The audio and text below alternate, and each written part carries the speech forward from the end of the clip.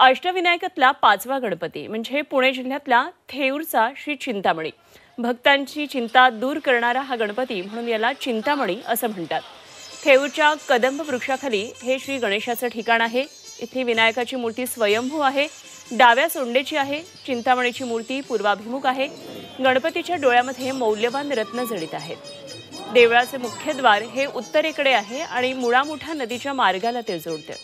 मंदिराच्या संकुलाच्या आत एक छोटे शिवमंदिर आहे। चिंतामणी हा माधवराव पेशवे यांच्या घराण्याचं कुलदैवत आहे।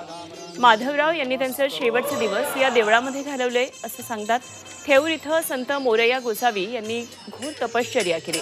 पुण्यामधल्या पेशव्यांच्या घरातील अनेक जण थेऊरला सतत येत असतात आणि पेशवे घराणे खूप मोठं गणेश भक्त होते। थेऊरचा विस्तार हा माधवराव पेशवे यांनी केला। माधवराव पेशव्यांचं निधन थेऊरमध्येच झालं। त्यांच्याबरोबरच सती गेलेल्या रमाबाई यांची समाधी देखील या ठिकाणी आहे। मंदिराच्या आवारामध्ये थोरल्या माधवरावांची स्फूर्तिदायक कारकीर्द दाखवणारे कलात्मक दालन आहे।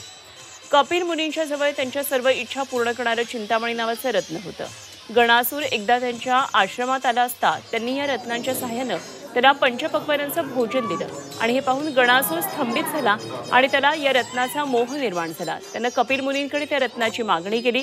त्यांनी देण्यास नकार देताच त्यानं त्यांच्याकडून ते हिसकावून घेतले। कपिल मुनींनी विनायकाची उपासना केली आणि विनायक प्रसन्न झाले आणि गणासुराचे इथं कदंब वृक्षाखाली परिपत्य केलं। कपिल मुनींनी परत मिळालेले रत्न विनायकाच्या गळ्यात बांधलं। त्यामुळे इथं विनायकाला चिंतामणी संबोधलं जाऊ लागलं आणि या नगरीस कदंब नगर म्हणू लागले अशी आख्यायिका आहे।